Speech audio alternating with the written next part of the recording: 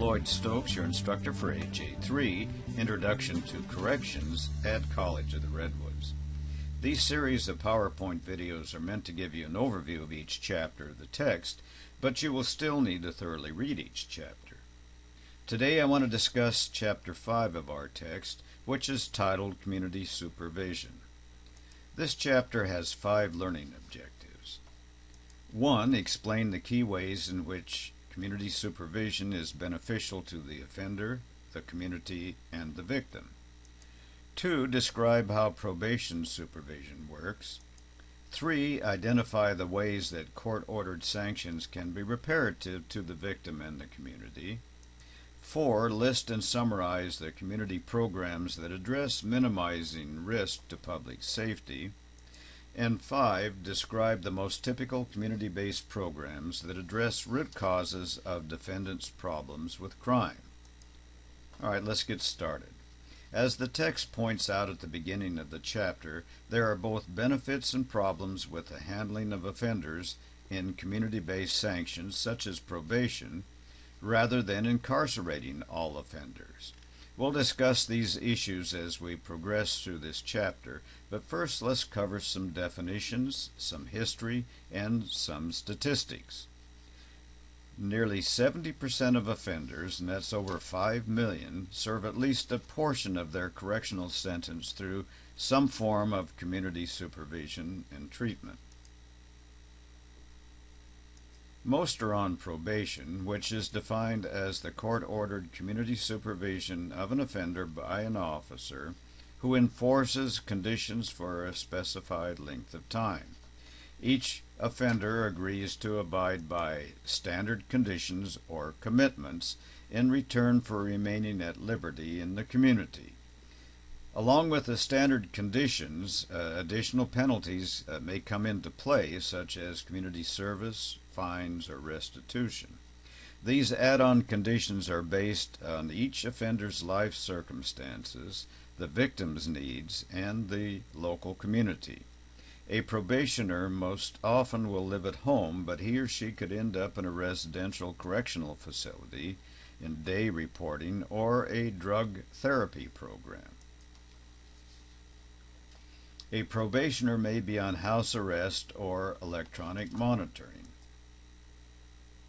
The benefits of probation include the offender continues to pay taxes, to work, or go to school. The offender retains important family ties and continues to support dependent children and is able to live at home. The offender avoids the corrupting influences, stigmatizing effects, and physical and psychological damage that might accompany a stay in jail or prison. There are cost savings to taxpayers over jail or prison.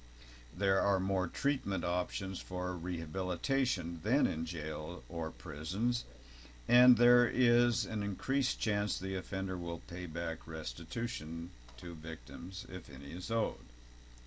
The problems associated with probation would include the financial obligations and appointment responsibilities may be overwhelming for offenders. The arrangement may intrude on civil liberties of family members living in the same household as the person on correctional supervision. The family may not want the offender to be in the house, creating the problem of housing. Public safety may be jeopardized by the offender's presence in the community. Net widening may occur. Some offenders end up in programs that are more restrictive than needed. Transportation and child care issues constantly hamper the offender's ability to meet treatment obligations.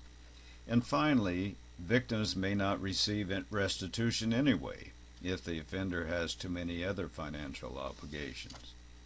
The vast majority of people on community supervision are men, primarily because men are arrested for crimes far more often than women, but also because women generally present less of a risk to the general public. Historically, the concept of probation began in this country in Boston in 1830 with the practice of release on recognizance by Municipal Court Judge Oxenbridge Thatcher.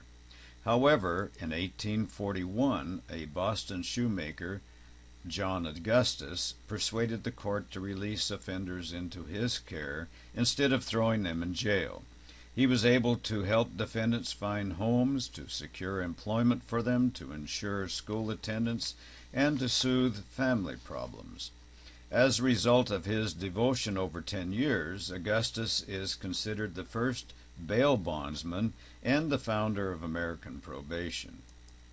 In 1878, the first actual probation law was enacted in Massachusetts. In 1925, a federal statute authorizing probation in federal courts was passed, and by 1956, all states had enacted probation statutes for both juveniles and adults. Today, about 65% of probationers complete probation satisfactorily. Two evidence-based principles are associated with probation supervision. One, assess the risk the offender may pose to the community or to victims, and two, the use of motivational interviewing techniques. Risk assessment tools identify potential threats or problems that offenders may pose, along with needs that might be addressed through treatment. These tools include level of service, inventory, revised tool, known as LSI-R, and COMPAS, spelled COMPAS, which is a computer software program. Motivational interviewing is a style of personal interaction between the probation officer and client that involves rapport, trust, and persuasion to help bring about behavior change. It allows the officer to use risk/needs assessment scores to devise an individual case plan with the offender. These are some key terms associated with supervision. Caseload, the number of individuals that one probation officer can effectively supervise based on predefined risk and needs posed. Legal violation, that's when a probationer commits a new criminal act and the original probation sentence can be revoked. Technical violation, that's when a probationer repeatedly fails to abide by conditions of probation and the probation sentence can be revoked. And special conditions, which are requirements in addition to standard conditions, such as paying fines or undergoing electronic monitoring. Offenders have both standard and special conditions that are a requirement of their probation sentence. Special conditions may be required to repair harm caused to the victim or community, such as community service, restitution, payment of fines, or increased surveillance. Conditions may be specific to offender problems as related to their crime. Violations may be legal, in other words, commission of a new crime, and in these instances a prosecutor can charge and prosecute the new case but cannot order probation to be revoked. Or a violation can be technical, in other words, not complying with the conditions of probation, and this is the more common type of violation. The text at the bottom of page 77 lists 4 types of probation supervision. Pretrial supervision, which is imposed by the court before a guilty plea.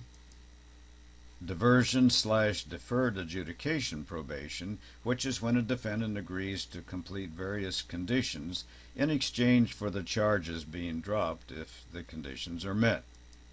Misdemeanor/felony probation, which is community supervision of a convicted offender according to offense severity and court-ordered conditions. And intensive probation/specialized caseload, which is more frequent contact based on a special risk or need.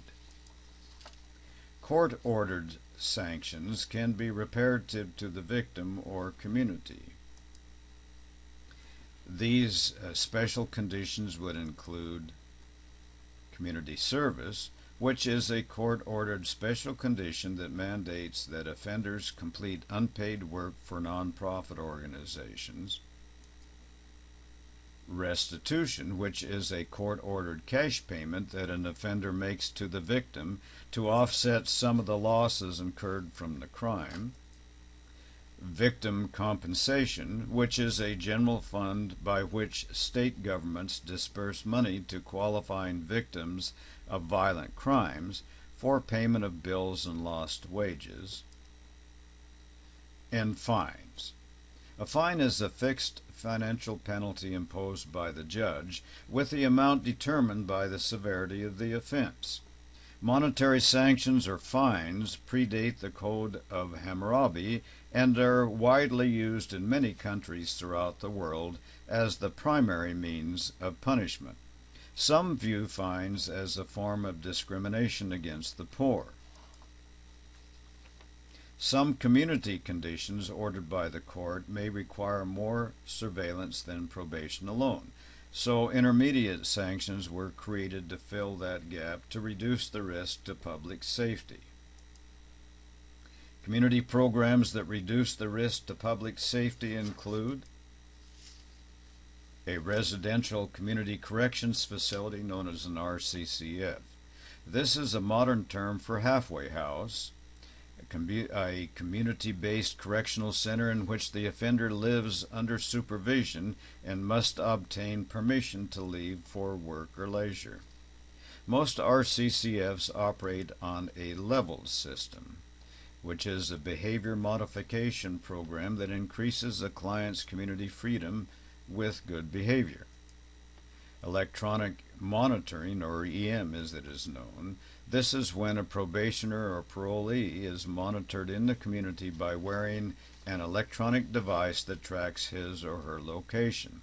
As the text states on page 83, the advent of global positioning system, or GPS technology, changed the fact and capabilities of EM technology. Home detention requires offenders to remain at home at all times, except for such purposes as employment, school, treatment, medical emergencies, or approved shopping trips. And a day reporting center. This is a non-residential community corrections sanction that blends high level of control with the delivery of specific services needed by offenders. It is estimated that over 70% of all convicted offenders have a substance abuse or dependency problem. These are some of the key terms regarding root causes and treatment of these causes. Substance abuse. This is when the use of one or more chemical substances disrupts normal living patterns. Problem-solving courts. This is an alternative court process for people who get arrested and have a history of alcohol or drug abuse or a mental illness. These types of courts can be either pre- or post-plea. Co-occurring disorders. This is when a client with a mental disorder and a substance abuse problems combined. Detoxification. This is the process of sudden withdrawal from all drugs and alcohol so that treatment can begin. Therapeutic communities. These are long-term, peer-led programs for chronic addicts using group confrontational methods. Short-term inpatient residential programs. These are drug treatment programs of 3 to 6 months in length for less severe drug abusers.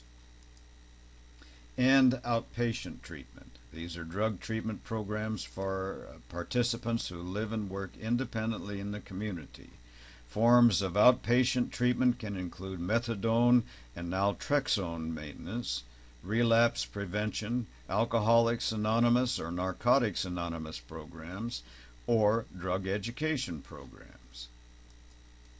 Okay, to summarize this chapter, we talked about community supervision, which is beneficial to the offender as well as to the community as a whole. Offenders are assigned to a caseload following evaluation that best meets their individual needs.